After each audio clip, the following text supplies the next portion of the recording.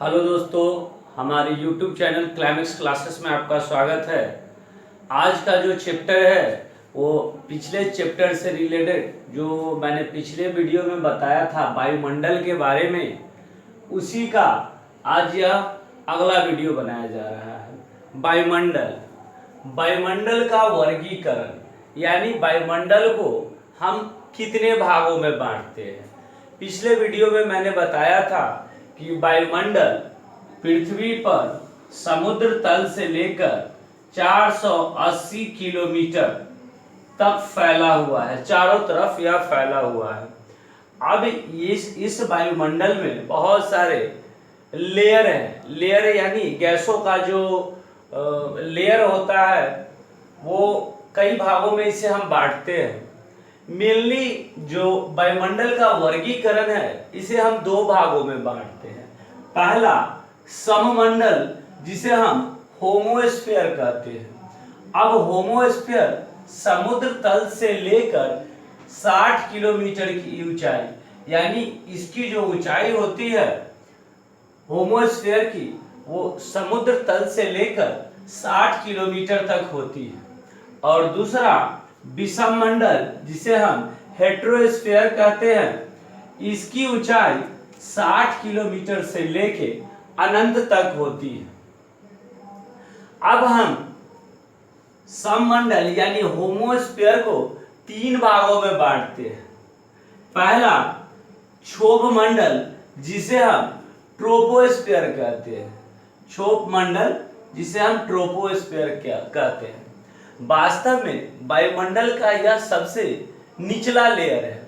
इसकी जो ऊंचाई होती है वो ध्रुवों पर 8 किलोमीटर होते हैं, यानी पोल पर 8 किलोमीटर होती है, और विषुवत रेखा पर 18 किलोमीटर होती है। इक्वेटर पर 18 किलोमीटर होती है।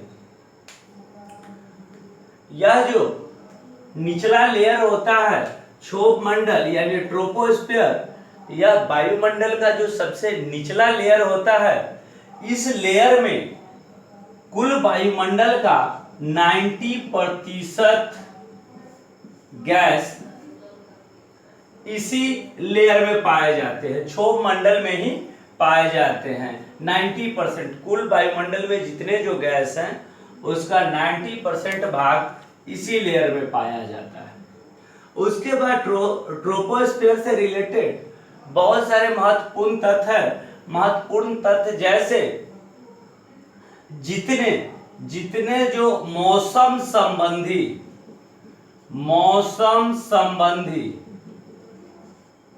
घटनाएं,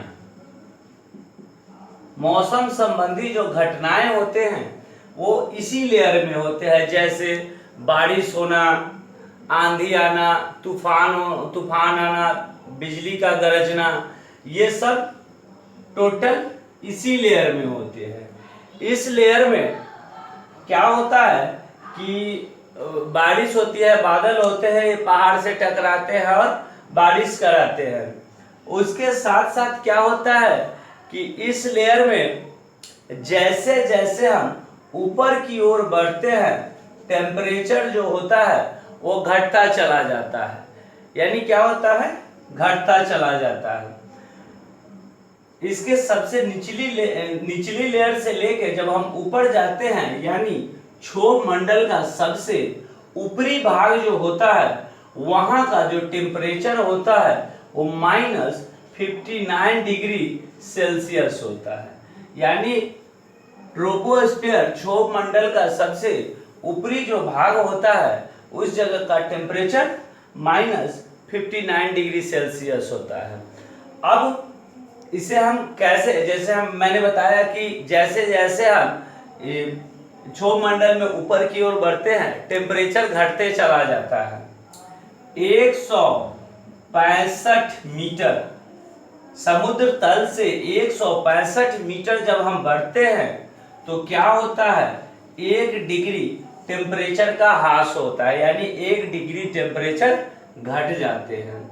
दूसरा, जैसे 1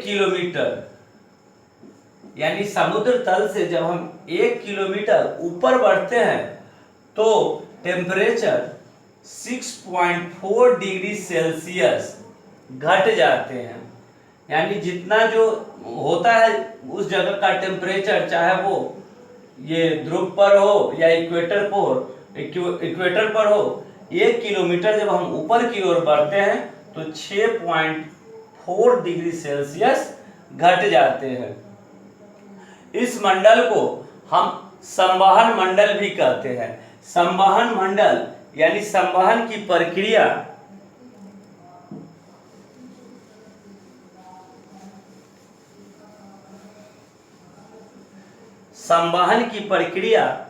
इसी मंडल में होते हैं। संवहन की प्रक्रिया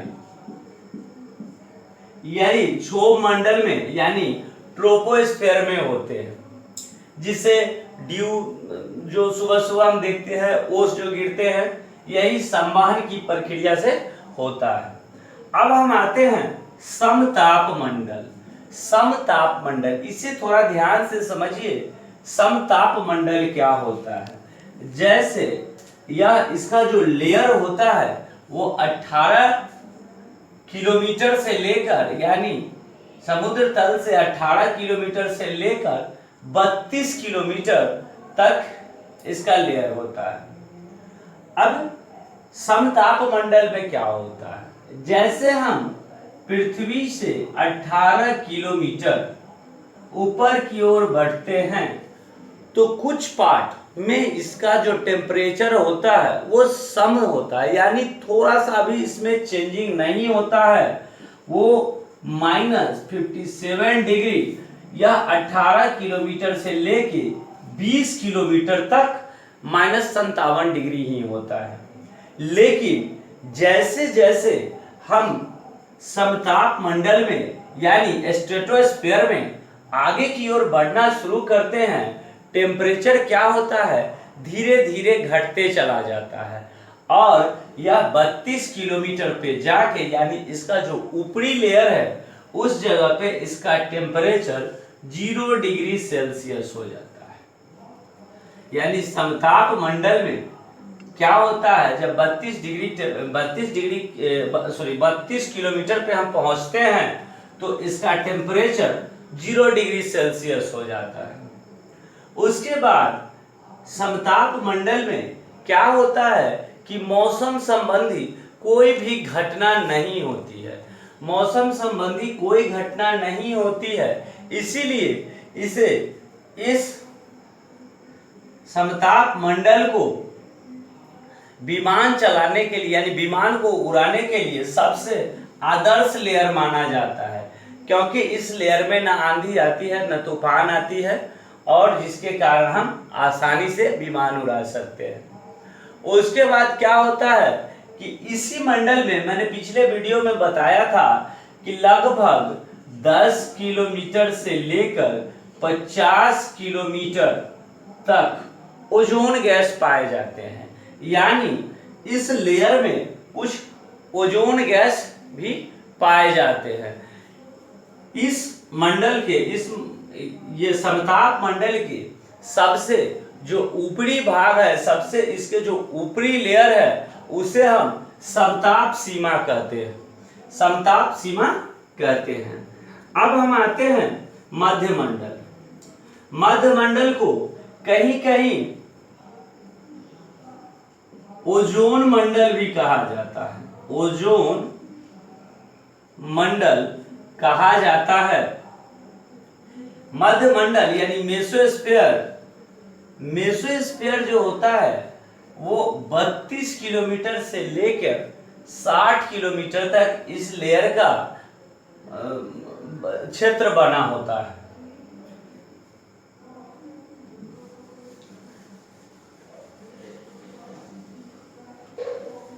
लेकिन क्या होता है, मध्य मंडल यानी ओजोन मंडल में सबसे ज्यादा ओजोन गैस पाई जाती है, और ओजोन गैस पाई जाने के कारण यह सन से जो निकलने वाली अल्ट्रावायलेट रे होती है, पराबैंगनी किरण होती है, उसे ओजोन लेयर जो होते हैं फिल्टर करते हैं और इससे अल्ट्रावायलेट रे को पृथ्वी पर आने से रोकते हैं। यानी सबसे ज्यादा ओजोन गैस जो होते हैं इसी मध्य मंडल मेसोस्फीयर यानी ओजोन मंडल में ही पाए जाते हैं। उस इससे रिलेटेड एक बात और बहुत महत्वपूर्ण है कि इस लेयर को नुकसान पहुंचाने वाला रेफ्रिजरेटर,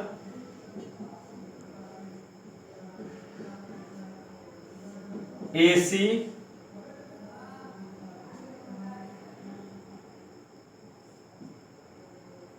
फ्रिज, रेफ्रिजरेटर, एसी, ये सब जो इलेक्ट्रॉनिक्स गैजेट होते हैं इससे जो निकलने वाली गैस होती है CFC यानी क्लोरोफ्लोरोकार्बन जो गैस होते हैं वह इस लेयर को बहुत नुकसान पहुंचाते हैं। यानी ओजोन का जो लेयर होता है इसमें कहीं कहीं होल कर देते हैं। इससे CFC गैस से जो ये क्लोरीन की मात्रा होती है वह निकल के इस लेयर को डैमेज करते हैं। अब क्या होता है कि इस लेयर को यानी मध्य मंडल मेसोस्फीयर को सबसे ठंडा लेयर भी कहा जाता है। इसकी जो एवरेज जो टेम्परेचर होती है वो -90 डिग्री सेल्सियस इस लेयर की टेम्परेचर होती है और इस मंडल में सबसे ज्यादा ठंडा होता है। अब हम चलते हैं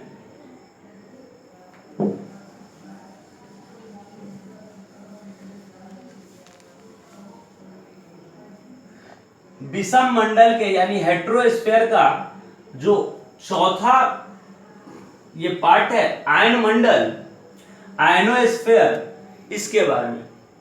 इसकी जो ऊंचाई होती है वो 60 किलोमीटर से लेके 660 किलोमीटर तक होती है।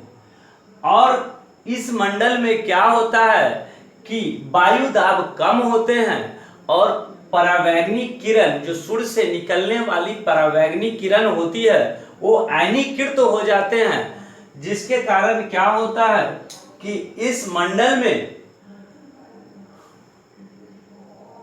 जो तरंग होते हैं लॉन्ग रेडियो वेव और शॉर्ट रेडियो वेव जो होते हैं इस आयन मंडल में मतलब क्या होते हैं परावर्तित होते रहते हैं।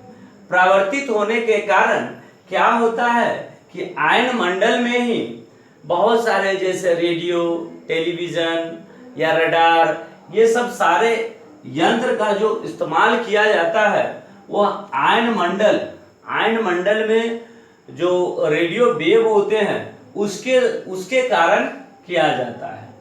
और आयन मंडल में ही क्या होता है जैसे जो सैटेलाइट वगैरह हम छोड़ते हैं, उपग्रह वगैरह छोड़ते हैं जो मौसम की जानकारी देता हो या बहुत सारे जो मतलब टेलीकास्ट वगैरह जो होते हैं वो इसी मंडल में छोड़े जाते हैं।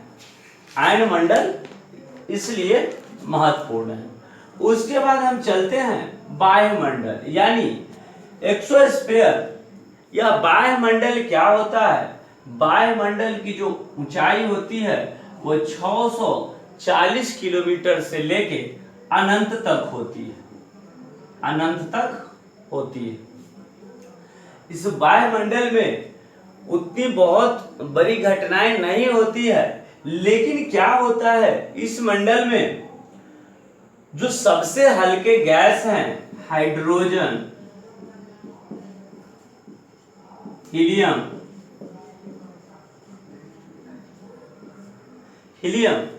ये दोनों गैस ये वायुमंडल में प्रचुर मात्रा में मिलती है।